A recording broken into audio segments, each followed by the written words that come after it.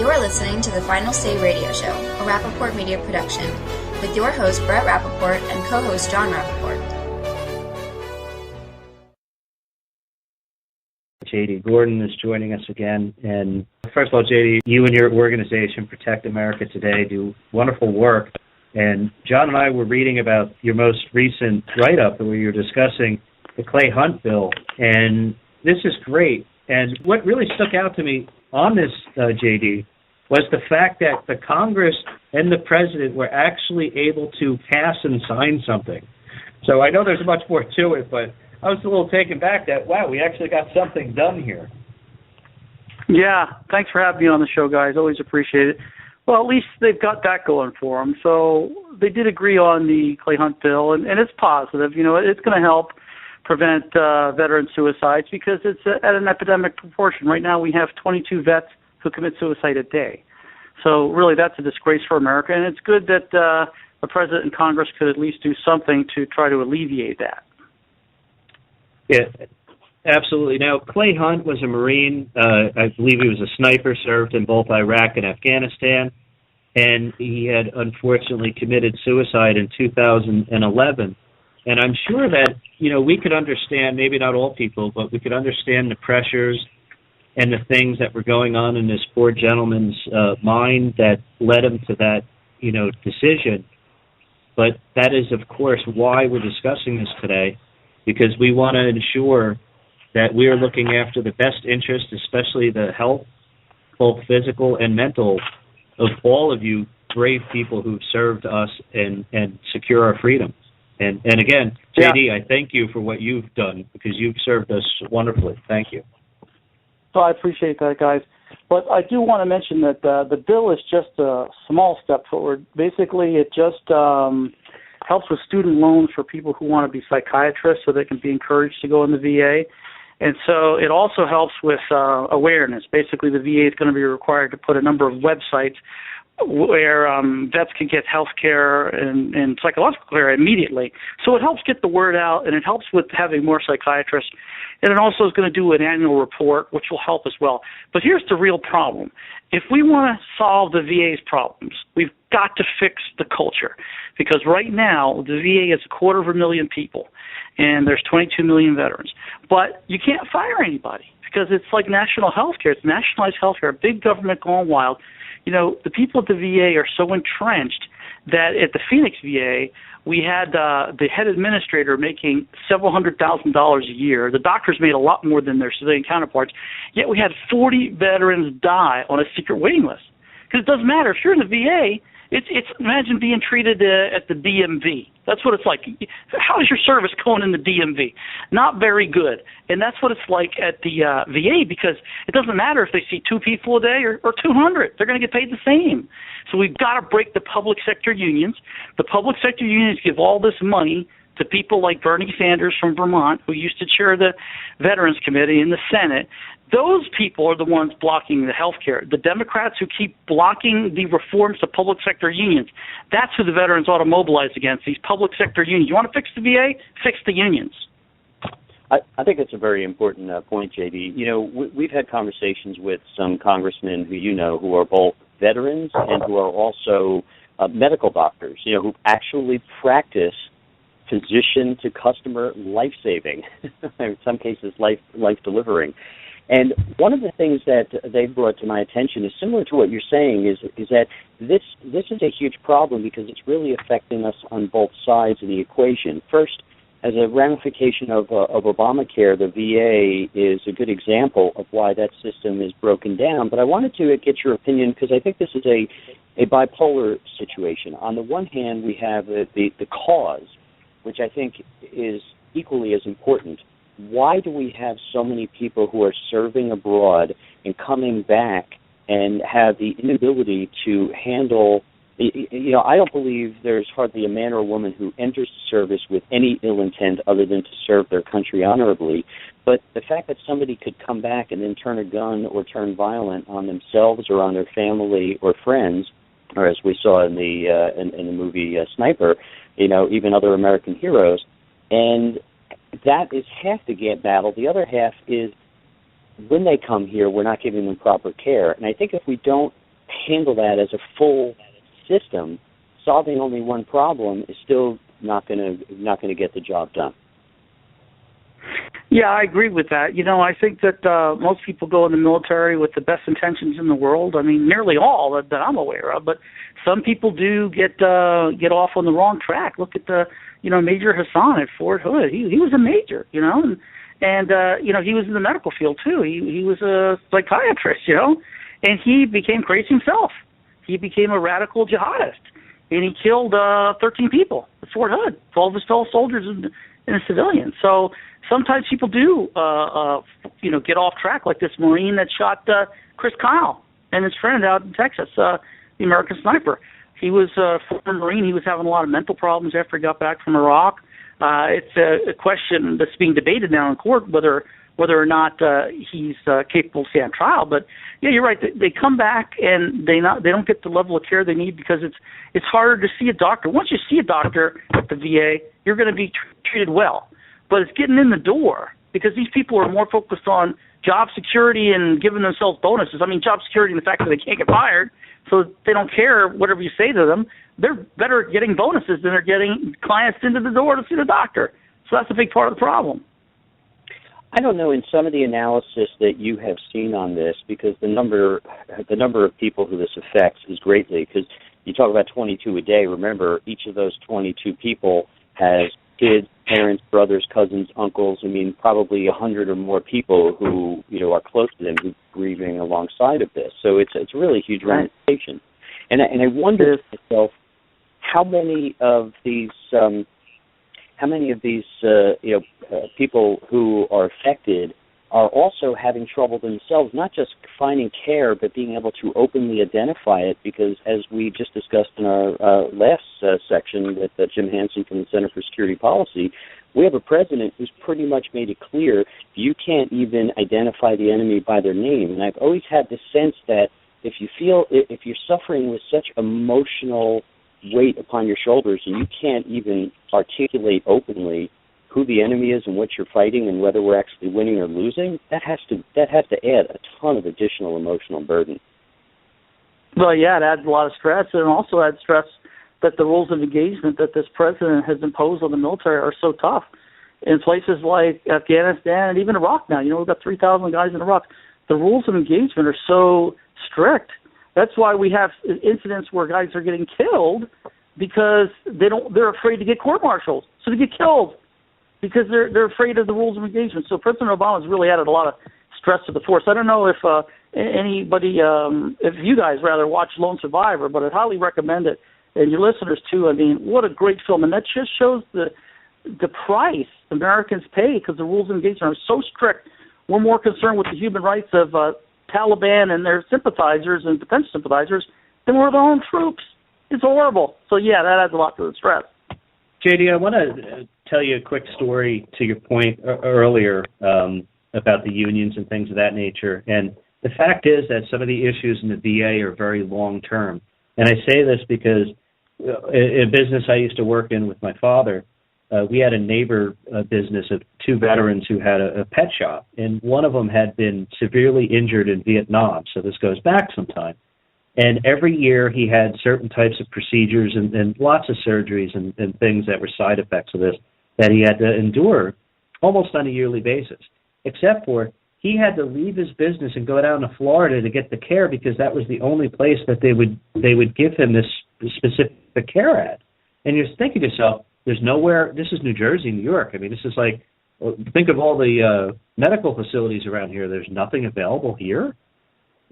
Yeah, that's nutty. I mean, that's a perfect example of the bureaucracy at the VA. I mean, one of the major fixes they need at the VA is to be able to give veterans care where they're at, or at least a voucher. If they can't see a VA hospital, a voucher to see a local doctor. I mean, there's so many common sense fixes, but again, it's like fighting City Hall because you're fighting a large bureaucracy that doesn't really have any incentive to change. And they're not really very accountable to anybody. It's just, like I said, 250,000 people working there at the VA.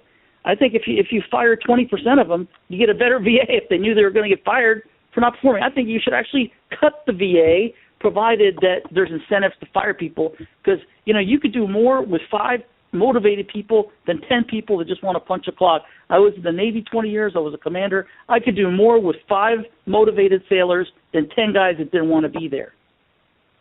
I agree, and I think you could apply that template to virtually anything.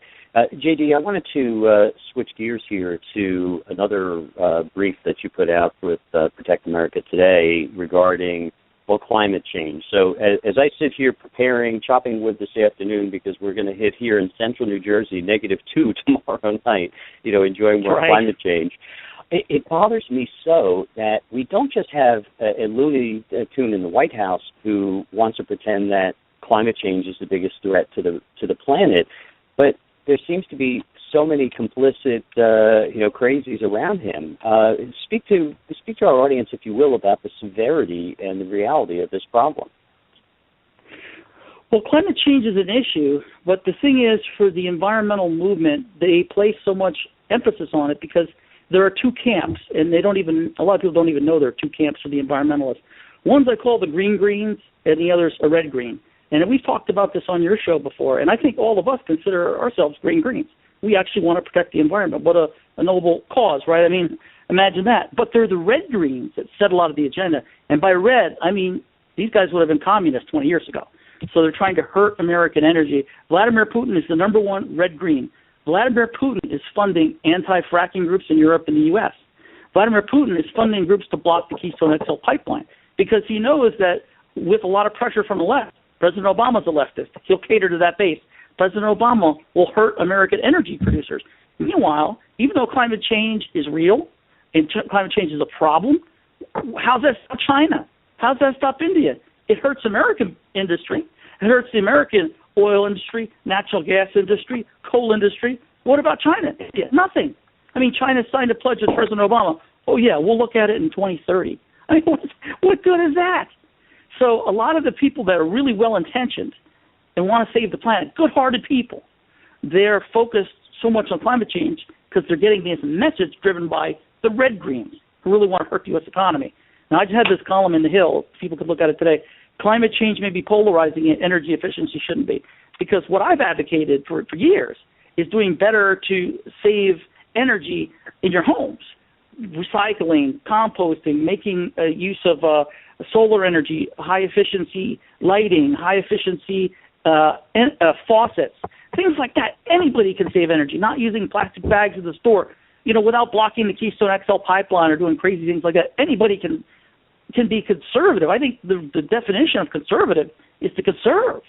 So whether you're conservative or progressive, everybody can save energy in their daily life.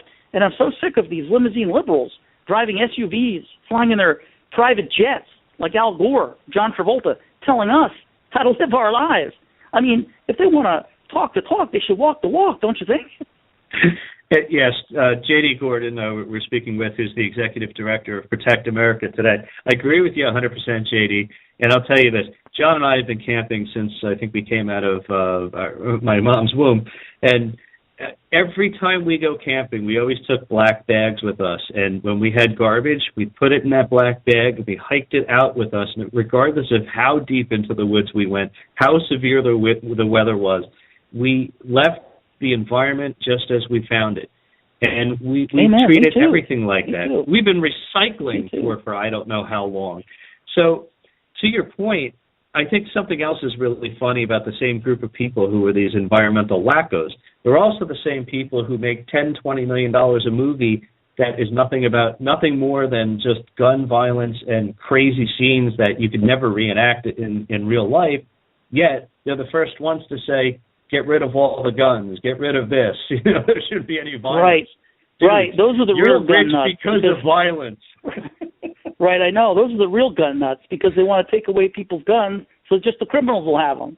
So I completely agree with you.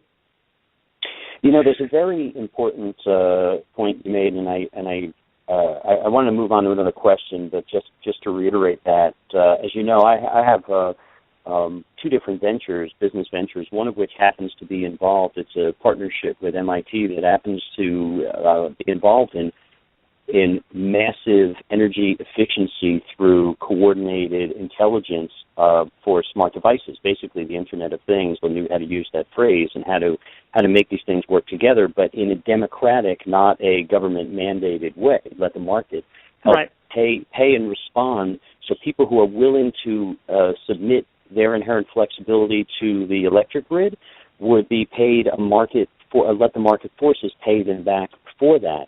And that's how conservatives think. It doesn't mean we don't like our planet. It means that we know government will not do it well, and government probably won't do anything to fix a problem other than throw more money at it. No, I totally agree. That's what the left does. They name call. So if you're not out there trying to say climate change is the greatest threat, shut down U.S. industry, then somehow you're not patriotic or you hate the environment. It's a straw man argument. It's just the same thing with Ferguson. If you're not on board with their view, well, then you're racist, obviously. So the left is very good at name-calling and straw man arguments. It's terrible, but that's the reality. People ought to call them out for it. So, JD, here's a challenge question for you. When you look at this red-green versus the green-green, do you think that it's a level of blind ideology, or do you think that there is some nefarious intent, what I would call sort of a slippery slope to busting our nation's sovereignty? Well, that's how everything is. Basically, there's a message, somebody driving it out there, and it usually has to deal with money, power, and influence. Somebody's driving the message, and then the rest of the people just follow it because they see it in the news. So what happens for the environment? Everybody, like me and you guys, we're green-greens. We love the environment. We love nature. We care about it, right? We're conservatives. But there's a lot of liberals that love the environment too. However, what the red-greens do is they twist the narrative in such a way that they try to paint the conservatives as the villains. So the left says, oh, yeah, okay, right, they're bad. Just shut down coal, shut down oil, shut down Keystone XL, because they're duped into it. Because they have the Sierra Club and the NRDC and these other environmental groups with a lot of money running a lot of ads on TV. It's like a political campaign. So they see it. And they're like, oh, yeah, right, yeah, Sierra Club. I'll put on a bumper sticker. I'll get on board. I'll block the Keystone XL. I love owls. I don't want the ocean to rise, or whatever the message is.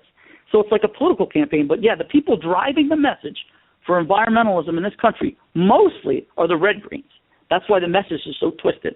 If they had guys like us there driving the message for energy efficiency, the real people who care about the environment and who want to also care about U.S. industry, we'd have a lot better country. But unfortunately, the red-greens are the ones that push the whole climate change agenda. That's who's giving the money to Obama, the red-greens. Yeah, the sad thing is that, we could take California beaches, for instance, and do all we want to protect them, but it just takes one tsunami somewhere in Japan or somewhere else in the Pacific to wash up all the debris and junk onto California beaches or Hawaii beaches. You can't... you can't turn back nature. I mean, of course, there's things that you and I believe we could do.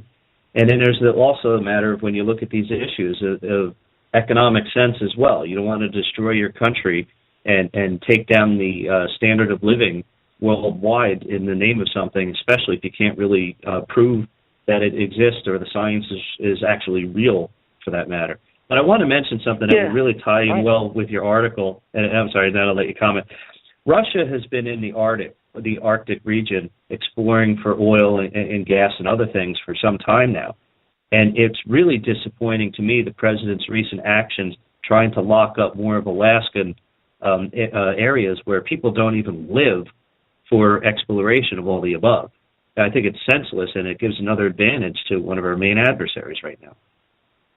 You're right. I mean, Russia claims half of the Arctic because there's a Lomonosov range. It's a mountain range in Russia, but there's an undersea range, an undersea mountain range that extends out from that like a spur almost to Canada, and halfway, well over halfway.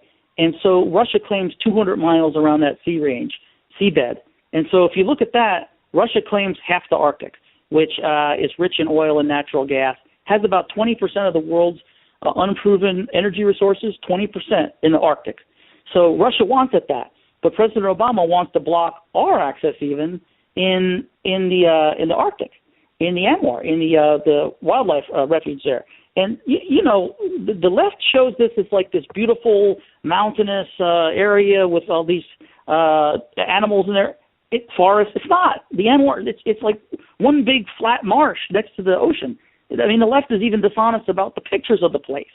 But anyway, President Obama wants to do that because I believe he wants to hurt U.S. power, just like Putin wants to hurt U.S. power. And the way you do that is you restrain the American economy.